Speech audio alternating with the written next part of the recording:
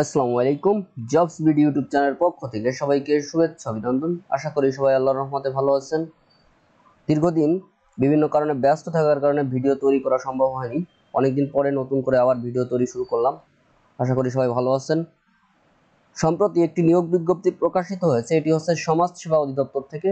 আজকে নিয়োগ বিজ্ঞপ্তির বিস্তারিত নিয়ে আলোচনা করব। আপনারা স্ক্রিনে নিয়োগ বিজ্ঞপ্তিটি দেখতে পাচ্ছেন। আপনাদের সুবিধার্থে একটু জুম করে দেখানোর চেষ্টা করব।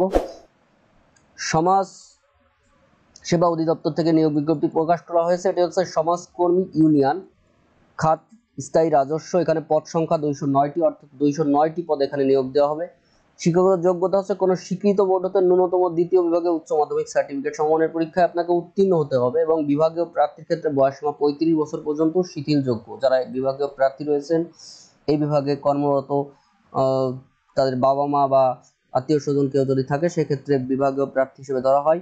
যে সকল জেলার প্রার্থীগণ আবেদন করতে পারবেন: রাজবাড়ী, বান্দরবন, খাগড়াছড়ি, রাঙামাটি, জয়পুরহাট, গাইবান্ধা, লালমনিরহাট, ঠাকুরগাঁও, মাগুরা এবং ঝালকাঠি জেলার প্রার্থীগণ আবেদন করতে পারবেন না। তবে এতিম এবং শারীরিক প্রতিবন্ধী কোঠা যারা রয়েছেন তারা সকল জেলা থেকে আবেদন করতে পারবেন।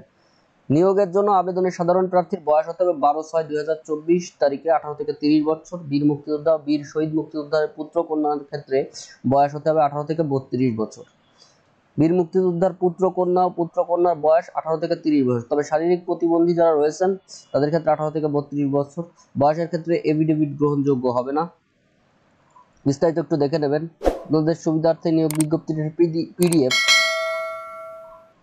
ইউটিউবের ডিসক্রিপশন বক্সে দেওয়া থাকবে, আপনারা সেখান থেকে দেখে নিতে পারবেন। বিস্তারিত একটু পড়ে নেবেন। পরীক্ষা অংশগ্রহণে ইচ্ছুক রয়েছেন যারা, তারা http://dss.teletalk.com.bd ওয়েবসাইটে গিয়ে আবেদন পূরণ করবেন। আবেদন পূরণ এবং পরীক্ষার ফি জমাদান শুরুর তারিখ 12/6/2024 তারিখ থেকে শুরু হয়ে এটি শেষ হবে 18/7/2024 তারিখ 11টা 59 ঘটিকা পর্যন্ত, অর্থাৎ রাত 11টা 59 পর্যন্ত আবেদন করতে পারবেন। এরপরে আপনাকে একটি ইউজার আইডি, প্রাপ্ত প্রার্থীগণ আবেদন করার পরে আপনাকে একটি ইউজার আইডি দেওয়া হবে। 72 ঘন্টার ভিতর SMS এর পরীক্ষার ফি জমা দিতে হবে। পরীক্ষার ফি যদি আপনি জমা না দেন তাহলে আবেদন কোনো অবস্থায় গৃহীত হবে না।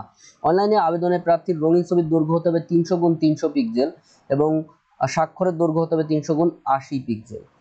ছবির ক্ষেত্রে সর্বোচ্চ 100 কিলোবাইট এবং স্বাক্ষরের ক্ষেত্রে সর্বোচ্চ 60 কিলোবাইট। বিষয়টি অত্যন্ত গুরুত্বপূর্ণ, এই বিষয়ে খেয়াল রাখবেন।